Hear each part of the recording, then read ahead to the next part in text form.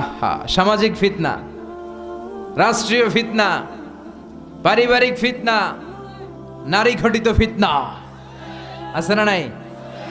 ফিতনা বিষ্ণু বলেছেন ওই সময়টাতে জ্বলন্ত আগুনের অঙ্গার হাতের মধ্যে রাখা সহজ হয়ে যাবে, কিন্তু ফিতনার কারণে ঈমান বাঁচানো কঠিন হয়ে যাবে।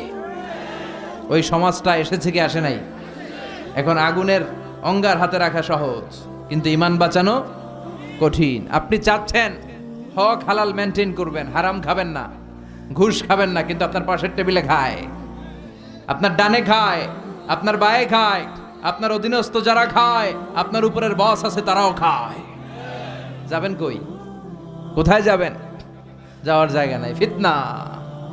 আপনি চোখের হেফাজত করতে চান, ডানে তাকান অশ্লীল নারীর ছবি, বায়ে তাকান সেখানেও ছবি, নিচে তাকান ওইখানে, উপরে তাকাবেন বিলবোর্ডে নগ্নতা, অশ্লীলতা আছে না নাই? ফিতনাতুন তামুজু কামাউজিল বাহার। সাগরের ঢেউ যেমনি সাগর থেকে তীরে এসে আছড়ে পড়ে, তেমনি ফিতনা একটার পর একটা ফিতনার ঢেউ এসে আপনার সামাজিক জীবনে, আপনার ব্যক্তিগত জীবনে, আপনার পারিবারিক জীবনে এসে আছড়ে পড়বে। চিল্লায় বলেন ঠিক কিনা? এজন্য সহিহ মুসলিমের বর্ণনা, বিশ্বনবী ফিতনা থেকে বাঁচার দোয়া আমাদের শিখালেন। বিশ্বনবী দোয়া করতেন, আল্লাহুম্মা ইন্না নাউযু বিকা মিনাল ফিতান মা যাহারা মিনহা ওয়া মা বাতান। আল্লাহ, প্রকাশ্য অপ্রকাশ্য সব ফিতনা থেকে তুমি আমাদের বাঁচাও। এই দোয়াটা পড়ার দরকার আছে না নাই? কই যাবেন? ফিতনা থেকে বাঁচার কোনো উপায় নাই। আলেম ওলামাদেরকে অনুসরণ করবেন, এক এক আলেম এক এক কথা কয়। কথা বলেন। রফিকুল্লাহ আফসারি ভাই নাম শুনছেন? উনি একটা বই লিখছেন, নানা আলেম নানা মতে, পাবলিক যাবে কোন পথে? কথা কন। এক কোরআন, এক ইসলাম, এক নবী, এক আমাদের রব, তারপরে গুতাগুতি আছে না নাই? কেউ কাউরে দেখতে পারে না, কেউ কাউরে সহ্য করতে পারে না, খালি ফতুয়াবাজি। তুই কাফের, তুই মুশরিক, তুই মুনাফিক, তোর পীর সাহেব কাফের, তোর 14 গোষ্ঠী কাফের। তোর কাফের পীর সাহেব মারা গেলে যেখানে কবর দেয়া হবে, ওই কবরের উপরে যে ঘাস উঠবে, ওই ঘাস যে গরু খাবে, ওই গরুর দুধ যে খাবে, ওইটাও কাফের। কথা বলেন, আছে না নাই? এই যে ফতুয়াবাজি, কেউ কাউরে সহ্য করতে পারে না, এই ঝামেলাটা এই দেশে আছে না নাই? আমি তাবলীগ করি তো আমি ভালো, সব কালা, আমি ভালো সব কালো, এরকম মানসিকতা আছে না নাই? আমি জামাত ইসলাম করি তো আমি হক, সব বাতিল। আমি আহলে হাদিস করি তো আমি হক, সব বাতিল। আমি অমুক পীরের মুরিদ তো আমি ভালো, সব পীরের মুরিদ এগুলো জাহান্নামী। এই মানসিকতা আছে না নাই? সবার কোরআন কয়টা? সবার নবী কয়জন? সবার রব কয়জন? তাহলে এত মাথা ব্যথা কেন? এত ঠেলাঠেলি কেন? এত গুতাগুতি কেন? আল মুমিনুনা ইখওয়া ফাসলিহু বাইনা আখাওয়াইকুম। মুমিনরা যারা লা ইলাহা ইল্লাল্লাহ পড়েছে সব ভাই, ঠিক কি না? মান ইস্তাকবালা কিবলাতানা ওয়া আকালা যাবিহাতানা, যে আমাদের কিবলামুখী হয়ে সালাত পড়ে, বিশ্বনবী কি ক্রাইটেরিয়া বেঁধে দিলেন? ঠেলাঠেলি করো না। যারা তোমাদের কিবলায় কিবলা ধরে নামাজ পড়ে আর তোমাদের জবাই করা পশু যারা খায়, তারাই তোমাদের বন্ধু। আর আপন ভাই, মুমিন ভাই, কারো জন্য কারো দরদ নাই। গীবাত, শিকায়াত, একজন আরেকজনের দোষ ত্রুটি খোঁজা, এই হিংসা জিঘাংসা ছড়াতে ছড়াতে সমাজটার আমরা জাহান্নামের আড্ডাখানা বানিয়ে দিয়েছি।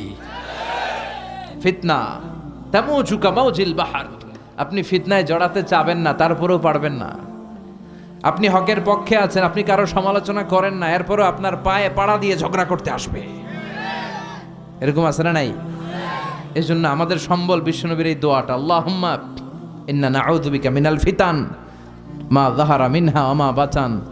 হে আল্লাহ, প্রকাশ্য অপ্রকাশ্য, দেখা যায় দেখা যায় না, এরকম সব ফিতনা থেকে আল্লাহ তুমি আমাদের বাঁচাও। তাহলে এই যে বিশ্বনবী বললেন চারদিকে ফিতনার ছড়াছড়ি, এই ছোট আলামতটাও আছে না নাই?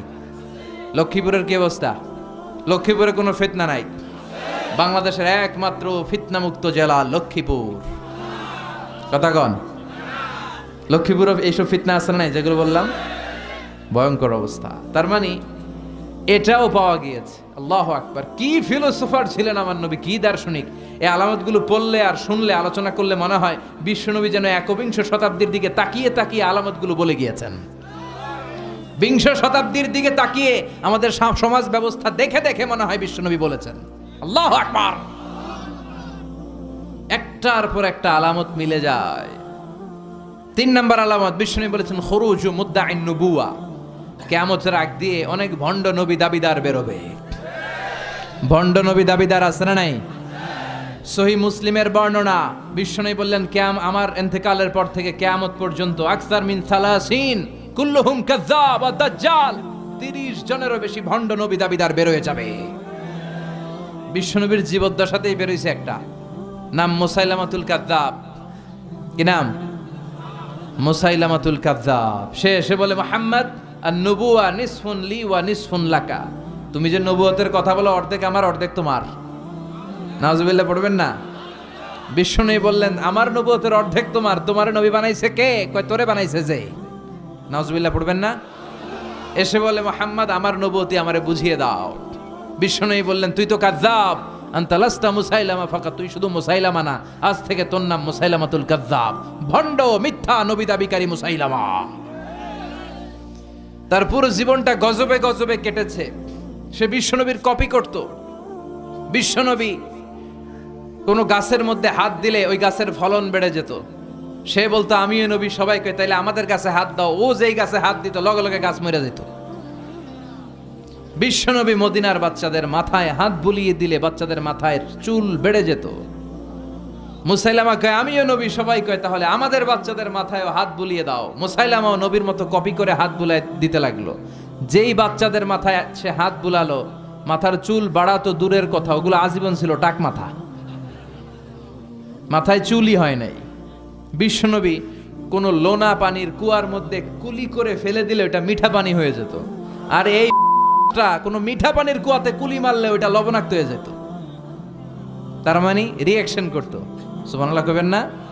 কারণ এটা বিশ্বনবীর সাথে বেয়াদবি।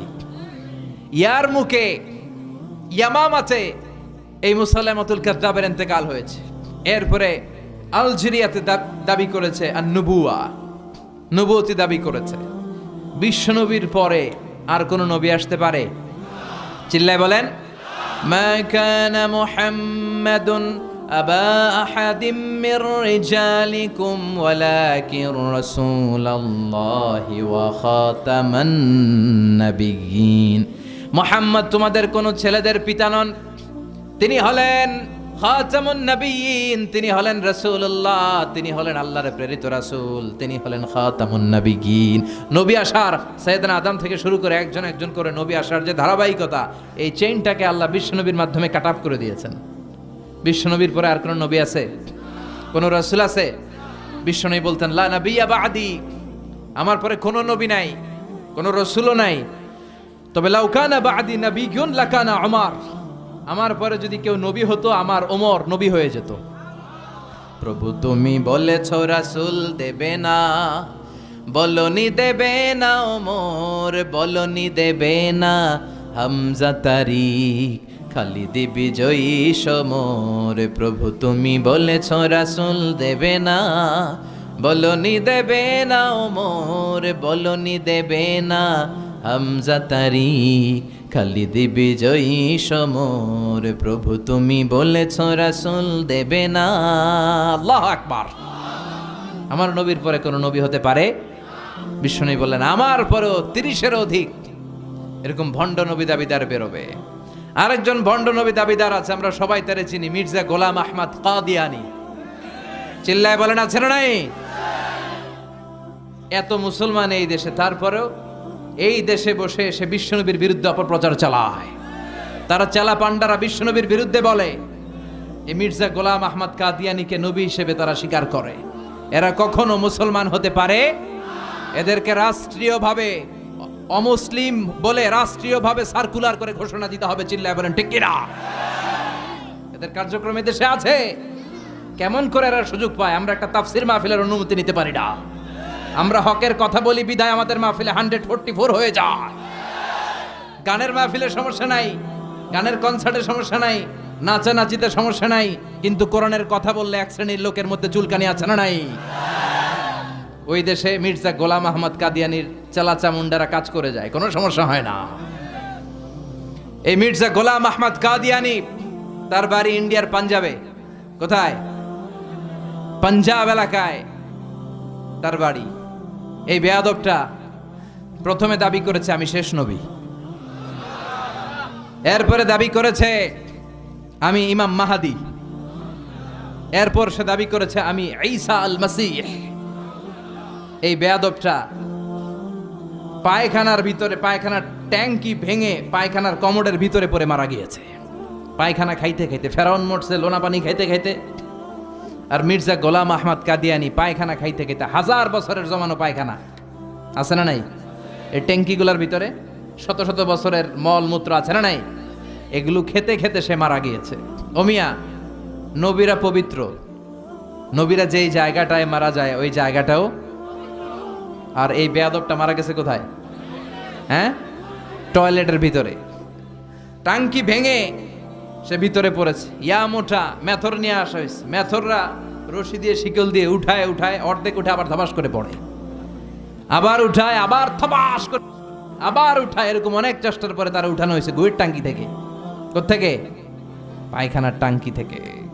এজন্য বিশ্ব নবীর পরে কোন নবী হতে পারে এই এদেরকে গোলাম আহমদ কাদিয়ানি, মির্জা গোলাম আহমদ কাদিয়ানিদের, যাদেরকে যারা নিজেদেরকে কাদিয়ানি বলে পরিচয় দেয়, এদেরকে অমুসলিম বলে ঘোষণা দেওয়ার দরকার আছে না নাই?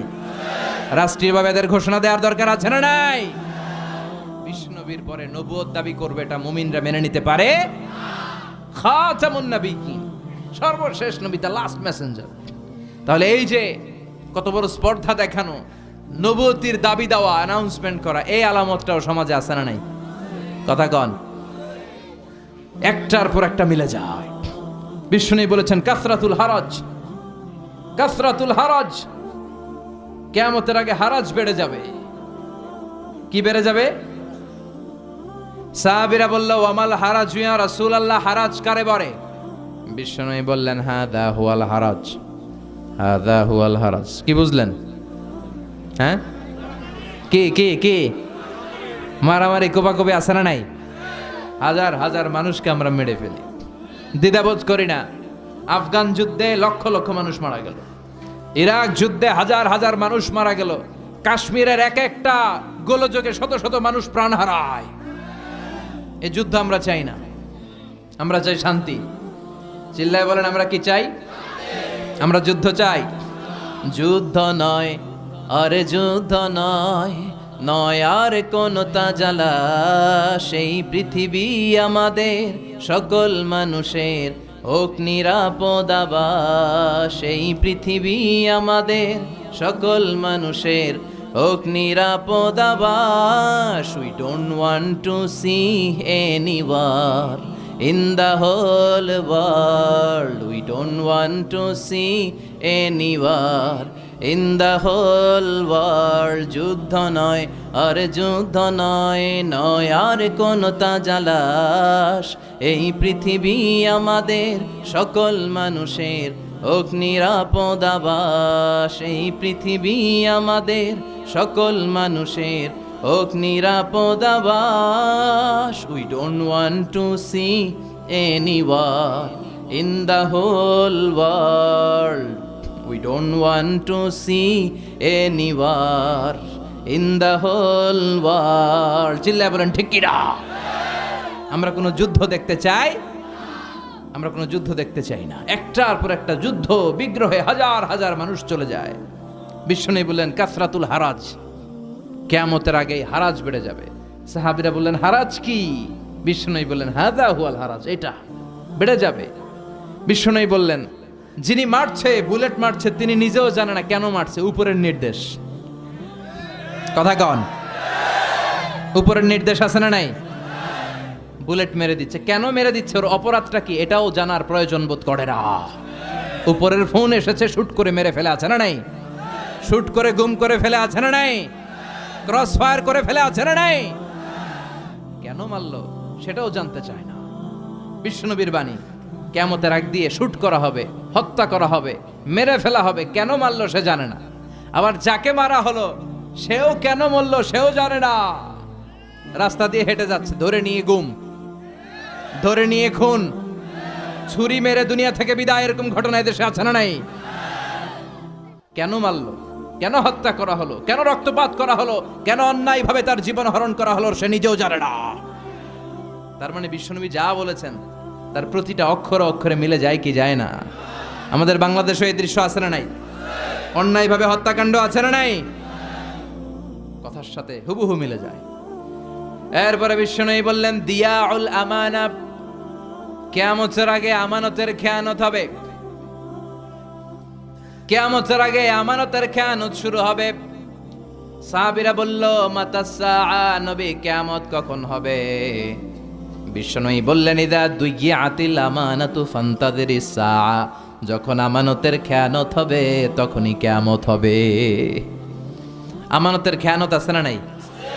সাহাবীরা বললেন, কাইফা ইদাআতুহা ইয়া রাসূলুল্লাহ, আমানতের খেয়ানত কেমন করে হয়? বিশ্বনবী বললেন, ইদা উসিদাল আমরু ইলা গায়রি আহলিহি ফান্তাযিরিস সাআ, যাকে যেই চেয়ারে বসানো হবে সে যদি ওই চেয়ারে বসার যোগ্য না হয়, আর যদি তারে ওই চেয়ারে বসিয়ে দেয়া হয়, তখনই কিয়ামত হয়ে যাবে। এখন এই আলামত আছে না নাই?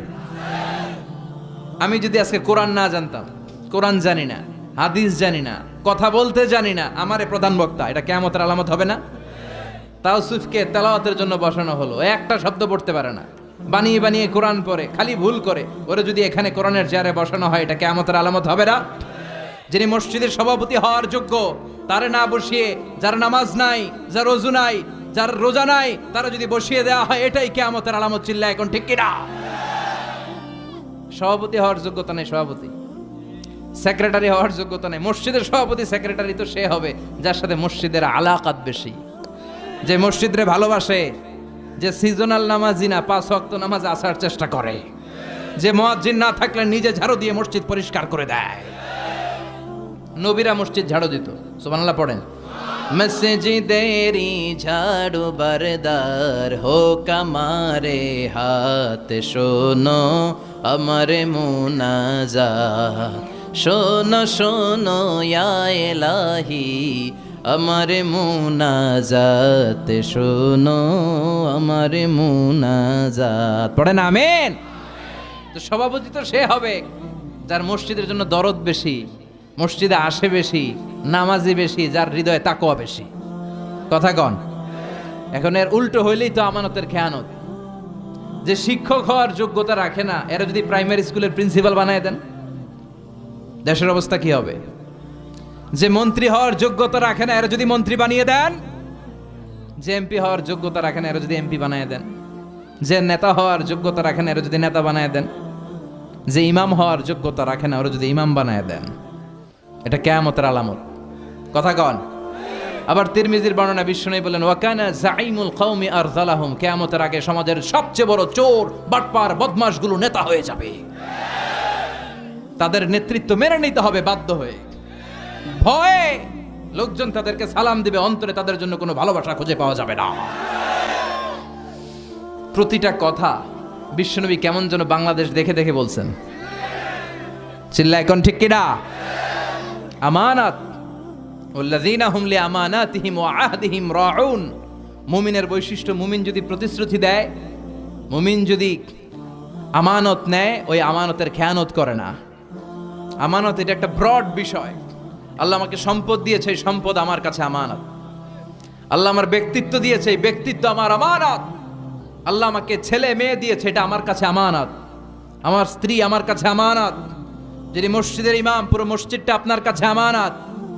যিনি হাই স্কুলের হেডমাস্টার, আপনার পুরো প্রাইমারি স্কুল, আপনার হাই স্কুল আপনার কাছে আমানত। যিনি চেয়ারম্যান, তার কাঁধের উপরে তার এলাকাটা আমানত। যিনি মেম্বার অফ দ্য পার্লামেন্ট, পুরো নির্বাচনী এলাকাটা তার কাছে আমানত। যিনি প্রধানমন্ত্রী, পুরো দেশটা তার কাঁধের উপরে আমানত। যার দায়িত্ব যত বড়, তার আমানতও। আমানতের খেয়ানত করে, এটা মুনাফিকের লক্ষণ। কথা বলেন। বিশ্বনবী বললেন, একটার পর একটা আমানতের খেয়ানত হতে থাকবে সমাজে। আমরা জাহান্নামের দ্বার গোড়ায় চলে এসেছি, কিয়ামতের দ্বার প্রান্তে চলে এসেছি। একটার পর একটা আমানতের খেয়ানত আছে না নাই? এজন্য আমাদের যার কাঁধে যে আমানত আছে, ওই আমানত আমরা রক্ষা করতে হবে। চিল্লা এখন ঠিক কিনা? আমানতের খেয়ানত মুমিন কখনো হতে দিতে পারে। তার মানে আমানতের এই খেয়ানত সমাজে আছে না নাই? লক্ষ্মীপুরে আছে না নাই? হ্যাঁ, এত টুপি, এত দাড়ি, এত আল্লাহর ওলি, হ্যাঁ, আরো বেশি। এখানেও আমানতের খেয়ানত, সব জায়গায় আমানতের খেয়ানত। আল্লাহ আমরা যেন আমিন হতে পারি।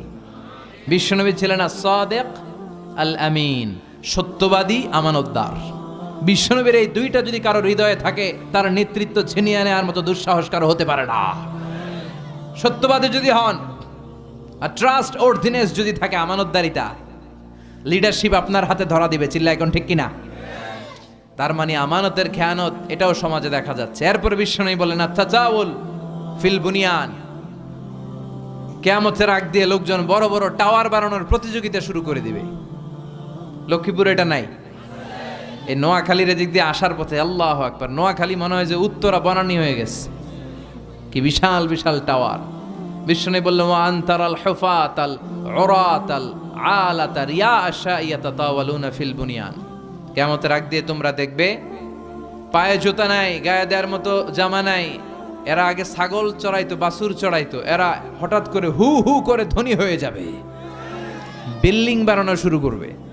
বড় বড় বিল্ডিং আছে না নাই? খালির প্রতিযোগিতা, কাঠটার থেকে বড় বানাতে পারে। ওর 2 তলা তো আমার লাগবে 5 তলা, ওর 5 তলা আমার চাই 10 তলা, কিন্তু ও তাহাজ্জুদ পড়ে আমারও পড়া লাগবে এই চিন্তা নাই। ও যাকাত দেয় আমারও যাকাত দিতে হবে এই চিন্তা নাই। People will start to compete in constructing high rises building in the cities. লোকজন সমাজে বড় বড় টাওয়ার, সৌদি আরবে দেখেন বিশাল টাওয়ার, জমজম টাওয়ার, দুবাইতে দেখেন বুর্জ আল খলিফা, চায়নাতে আছে সাংহাই টাওয়ার। একটার পর একটা টাওয়ার বানানোর প্রতিযোগিতায় মানুষ লিপ্ত হয়েছে। তার মানে বিশ্বনবী যা যা বলে গিয়েছেন তার হুবহু প্রমাণ আমাদের সমাজে আছে না নাই? এরপরে বিশ্বনবী বলেছেন যুহুরুন নিসা আল কাসিয়াত আল আইরাত আল মাইলাত আল মুমিলাত, কাসিয়াত আল আরিয়াত, পোশাক পরিহিতা উলঙ্গিনী নারীদের সংখ্যা সমাজে বেড়ে যাবে।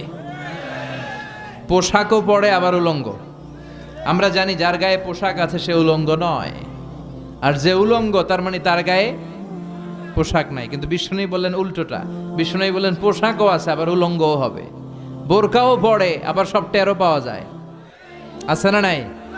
আছি আমরা এখন জামানায়, লাজ শরম গেছে হারায়। আছি আমরা এখন জামানায়, লাজ শরম গেছে হারায়।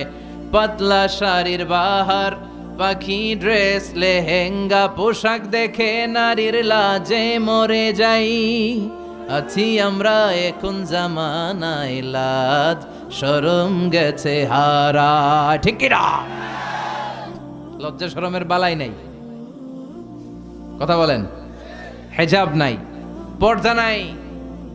আমার মায়েরা বোনেরা, এই পর্দা আপনার অধিকার, হেজাব আপনার অধিকার, হেজাব আপনার অহংকার, হেজাব আপনার আভিজাত্যের প্রতীক, হেজাব আপনার রুচির প্রতীক। আপনি কতটা রুচিশীল, কতটা ডিসেন্ট, কতটা মার্জিত, এটা আপনার পোশাক দেখে টের পাওয়া যায়। এখন পোশাকের কি বেহাল দশা, পাতলা পোশাক টের পাওয়া যায়, ভিতরে সবকিছু দেখা যায়। আছে না নাই? মশারির চেয়ে পাতলাও নাকি পোশাক বেরিয়েছে, কথা কন। লক্ষ্মীপুরে এগুলা নাই। এরা আমাদেরই মা, আমাদেরই বোন, আমাদেরই খালা, কথা কন। এজন্য বাবা যারা এসেছেন মাহফিল শুনতে, মেয়েদেরকে হেজাব পড়াতে হবে, নেকাব পড়াতে হবে। ভাই যারা এসেছো, বোনদেরকে পর্দায় রাখতে হবে। এখন নারীর স্বাধীনতার কথা বলে কিছু লোকেরা, নারীর স্বাধীনতার কথা বলে নারীদেরকে উস্কে দেয়, নারী অধিকারের কথা বলে নারীদেরকে উস্কে দেয়, নারী আন্দোলনের কথা বলে। এরাই নারীর অধিকার সবচেয়ে বেশি লঙ্ঘন করেছিল। এখন ঠিক কিনা? এরাই সুযোগ পেলে ধর্ষণে সেঞ্চুরি করে, এরাই নারীর ইজ্জত নিয়ে ছিনিমিনি খেলে। এদের ঘরের কাজের মেয়েরাই বেশি নির্যাতিতা, এদের হাতে নারীরা নিরাপদ নয়। এরা নারীকে ডান্স ক্লাবে নাচানাচির জন্য বাধ্য করে। এরা নারীদেরকে বিজ্ঞাপনের অশ্লীল পণ্য বানিয়ে ছবি টাঙিয়ে বিলবোর্ডে তারা বিল করে। রূপালী পর্দায় নারীদেরকে অশ্লীলভাবে উপস্থাপন করে। নারীর সম্মান তারা দিতে জানে না। নারীর সম্মান দিয়েছে কোরআন, নারীর সম্মান দিয়েছে ইসলাম, নারীর সম্মান দিয়েছে বিশ্বনবী। চিল্লা এখন ঠিক কিনা? আল কাসিয়াত আল আরিয়াত আল মাইলাত আল মুমিলাত, কিয়ামতের আগে পোশাক পরিহিত এমন কিছু নারীরা বেরোবে, বোরকাও পরবে, কিন্তু আবার উলঙ্গ, তার মানে টাইট ফিটিং বোরকা, উঁচু নিচু সব টের পাওয়া যায়, তার সৌন্দর্য সব টের পাওয়া যায়। আল মাইলাত আল মুমিলাত, নিজেরাও পুরুষের দিকে আকৃষ্ট হয়ে থাকে, আর ঝাঁঝালো পারফিউম মেখে এমন স্টাইলে হাঁটাহাঁটি করে রাস্তায় অন্যদেরকেও আকৃষ্ট করে। আছে না নাই? লা ইয়াদখুলনাল জান্নাহ, বিষ্ণু বললেন এরা কোশ্চিন কালেও জান্নাতে যাবে না। ওয়ালা ইয়াজিদনা রিহাহা, জান্নাতে তো যাবেই না, জান্নাতের সুঘ্রাণও নাকে লাগবে না। ওয়া ইন্না রিহাল জান্নাতি তুজাদু মিন মাসিরাতি 500 সানা, আর জান্নাতের ঘ্রাণ, জান্নাতে পৌঁছতে এখনো 500 বছরের রাস্তা বাকি। এত দূরে থাকতেই জান্নাতের ঘ্রাণ এসে আপনার নাকে ধাক্কা দিবে। এত দূর থেকে জান্নাতের ঘ্রাণ টের পাওয়া যায়, কিন্তু এই নারীগুলো জান্নাতে তো যাবেই না, জান্নাতের সুঘ্রাণ এদের নাকে লাগবে না। এই যে আলামতের কথা বিষ্ণুনবী বর্ণনা করে গেলেন, এটা তো সমাজে নাই। কথা কন, লক্ষ্মীপুরের কি অবস্থা? আছে? আল্লাহ তুমি সহি সমঝ দান করো। আওদাতুল আরবে মুরুজান ওয়া আনহারা, এরপর বিষ্ণুনবী বললেন কিয়ামতের আগে আরবের মরুভূমিগুলো মরুদ্যানে পরিণত হবে। আরবে মরুভূমি আছে না নাই? এই মরুভূমিগুলো মরুদ্যানে পরিণত হবে। সৌদি আরবে এখন যে বৃষ্টি হয়, বাংলাদেশেও মাঝে মাঝে এত হয় না। কাতার, কুয়েতে, ইয়ামানে যে বৃষ্টি হয়, আমি ইয়ামানের 5 বছর আগে একটা ছবি দেখেছি, থুদু প্রান্তরার পাহাড়, শক্ত বালু আর মরুভূমি। 5 বছরের পরের দৃশ্য দেখে মনে হয়েছে যে সবুজ শ্যামল বাংলাদেশের ছবি। আসলে এটা ইয়ামান। তার মানে বিষ্ণুনবী যেটা বলে গিয়েছেন অক্ষরে অক্ষরে ফলে যাচ্ছে। আরব বিশ্বে এখন বৃষ্টিপাত হয়, হিউজ রেইনফল, প্রচুর বৃষ্টিপাতের কারণে সেখানে সবুজ শ্যামল ঘাস, গাছপালা, লতাপাতা জন্মাতে শুরু করেছে। তার মানে আরব বিশ্ব আর আরব বিশ্ব নাই, এখন আরব বিশ্বের মরুভূমি হয়ে যাচ্ছে সবুজ শ্যামলিমায় ভরপুর। চিল্লায় বলেন ঠিক কিনা? বিশ্বনবী যেভাবে বললেন ঠিক ওইভাবে মিলে যাচ্ছে। এরপরে বিশ্বনবী বললেন শুয়ুউর রাখা ওয়াস্তিফাদাতুল আমওয়াল, সম্পদের আধিক্য ছড়িয়ে যাবে, মানুষের আর্থিক সমস্যা কমে যাবে, আর্থিক তারল্য ছড়িয়ে পড়বে। এখন হাতে হাতে মানুষের টাকা। কথা বলেন, নেতা হইতে পারলে টাকার অভাব নাই। শুধু নেতাই না, বড় বড় ব্যবসায়ী যারা, এদের হাতেও টাকার অভাব নাই। দেখি হালাল পন্থায় আসলো না হারাম পন্থায় আসলো, ওইটা ধার ধারে না, 2 হাতে কামায়। আছে না নাই?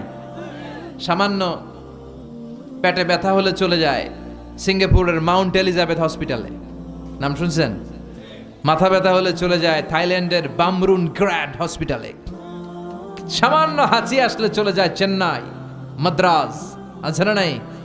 নিজের দেশের চিকিৎসা ব্যবস্থার কি অবস্থা, ওইদিকে ধার ধারে না।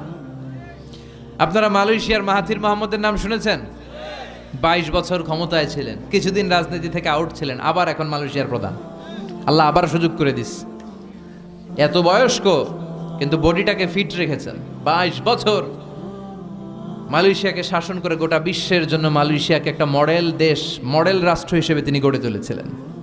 ওনার হার্টে একবার ব্লক পড়েছিল, হার্টের ভেতরে রক্ত এভাবে পাম্প করতে হয়, কিন্তু যদি ব্লক পড়ে যায় এই পাম্প করাতে বাধাগ্রস্ত হয়, তখন এনজিওগ্রাম, এনজিওপ্লাস্টি করতে হয়, রিং পরাতে হয়। সে অনেক আগের কথা, তখনও এই রিং পরানোর প্রযুক্তি মালয়েশিয়াতে আবিষ্কৃত হয়, আনা হয় নাই।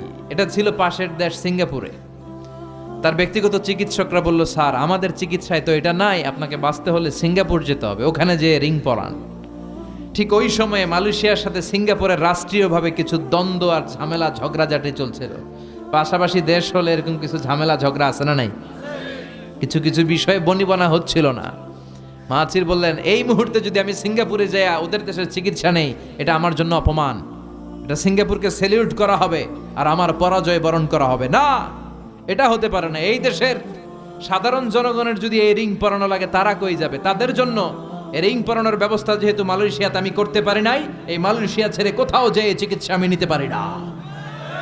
আমার দেশে এনজিওগ্রাম, এনজিওপ্লাস্টির ব্যবস্থা 1 বছরের ব্যবধানে করা হোক। মালয়েশিয়ার কুয়ালালামপুরে 1 বছরের ব্যবধানে এই প্রযুক্তি চিকিৎসা বিজ্ঞানীরা নিয়ে আসলো। তিনি আল্লাহর উপর তাওয়াক্কুল করে ধৈর্য ধারণ করলেন। তিনি মরেন নাই, তিনি বেঁচে ছিলেন।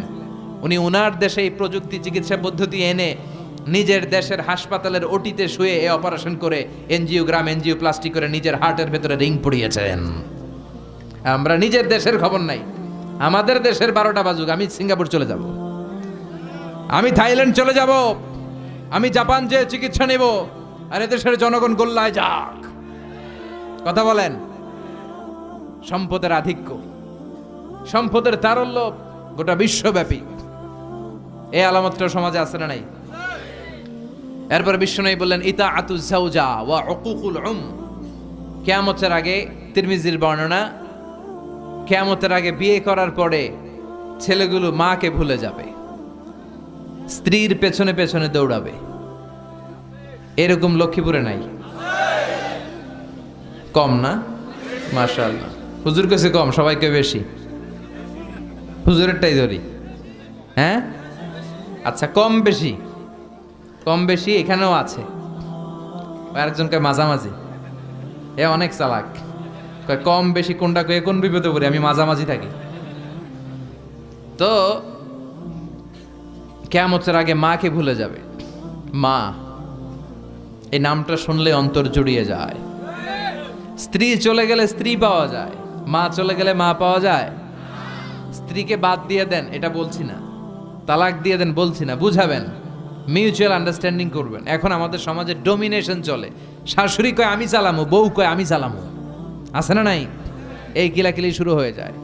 কিন্তু শাশুড়ির উচিত বৌমাটারে নিজের মেয়ের মতো মনে করা, আর বৌমার উচিত শাশুড়িকে নিজের মায়ের মতো সেবা করা।